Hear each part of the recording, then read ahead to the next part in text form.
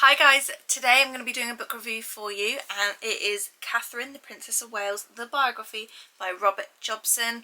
I think this is the first royal biography I've read. I can't remember reading any others.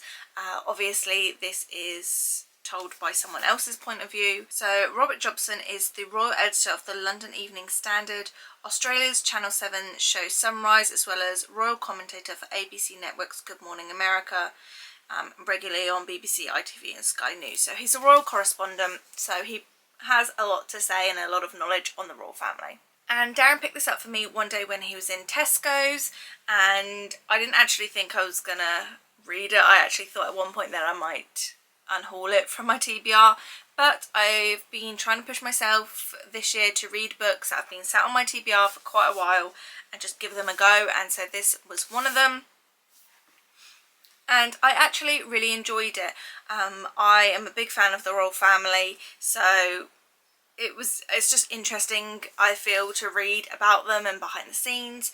And obviously this is mostly told through other people's perspective, things that they've picked up on, rather than necessarily first-hand accounts.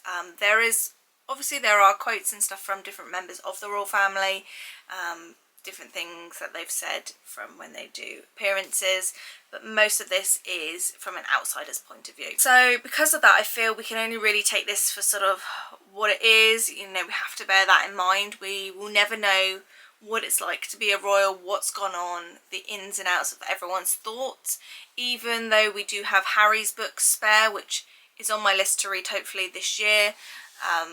You know, that is only one perspective and one side of the story, so I very much have that in the forefront of my mind reading this. Is we will never know the exact truth of what goes on for certain events, but it's fun to speculate, isn't it? So this book follows Catherine, the Princess of Wales, from being just Kate Middleton back in the day, even from her childhood, growing up, meeting William at university, how that relationship grew. It then goes on to obviously then being married, having a family, and what it's like for her now stepping out as the Princess of Wales, being a future queen. And even though I would say their story has been widely documented, you know, they really were the big couple when they got engaged and when they got married. You know, there was a lot of media coverage on it, and we found out a lot about where she came from, and obviously we've known Prince William since growing up as a child. A lot's been documented. Even though there is a lot out there and a lot I feel that I've grown up knowing about the royal family, there was still bits of this book and bits of her story that I wasn't aware of. I didn't know that she had lived in Jordan when she was quite young, with her family, because her dad was quite high up working for British Airways, and he was stationed out in Jordan, so that was an aspect I didn't know about her life. It mentions about how she's actually related to the Prime Minister that at the time helped to build the treaty with George Washington and basically let America rule themselves. So that was an interesting point. And then obviously her meeting William, I'm not quite sure how old I was. I would have been like early teens probably when it was first, like they were first courting.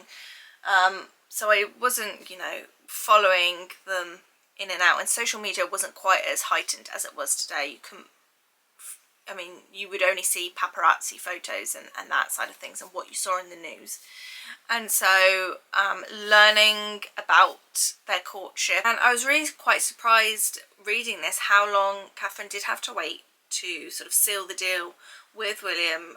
Their relationship very much was drawn out, and I don't want to say he led her along, because obviously they both liked each other and ended up getting engaged, but there was a period of time where they like broke off their relationship, and he was like, I think we need to call it. And obviously the paparazzi had a big influence on that, and he didn't want the same thing to happen to him and her like it did to his mother and her relationships. And yeah, so I found that part interesting to read about. So I think that aspect and like the first half of the book, sort of everything leading up kind of to the wedding, was probably more interesting for me, because that was the bit that I knew a lot less about. Obviously the stuff afterwards and having the children, you know, I remember very vividly me and my mum sitting in our lounge watching her come out of the Ludo wing and presenting each child to the world. So I know a lot about that side, and the British media has covered that a lot, so there wasn't anything in that side of things that was a surprise to me, I guess.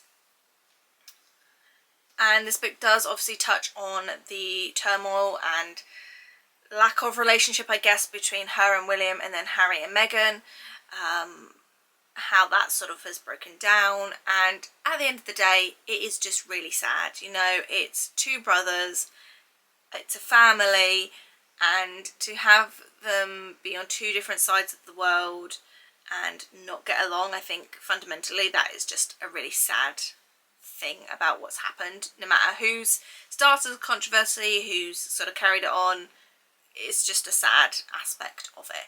And I would like to read Spare, just to see what Harry's got to say and read it sort of firsthand from his perspective. Like I said, it's only his perspective, but I would be interested to read it.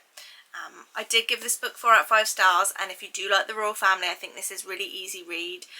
There's not too many, like some non-fiction books are really heavy on dates and this person and that person, and it can be a bit overwhelming. This was really quite a simple read, if you get what I mean, and just, yeah, flowed really easily, and I read it within a couple of days. So I would really recommend this, and I'm glad that I did end up reading it in the end.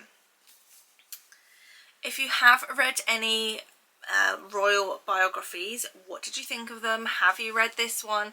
Have you read Spare? Do you think I should pick it up? Let me know. I know it's all quite controversial, either whether you're like Team William or Team Harry. But yeah, I hope you enjoyed this video. Make sure that you like it and subscribe if you did, and that way you won't miss any more book reviews. I am probably going to be, it's not going to be like a channel completely on book reviews, but that is mainly what I'm doing at the moment, is books and reviews. So for this time being, it is book reviews, but it's not to say there's not going to be other things thrown in here and there. But yeah, I hope you enjoyed the video, and I will see you in my next one. Bye guys.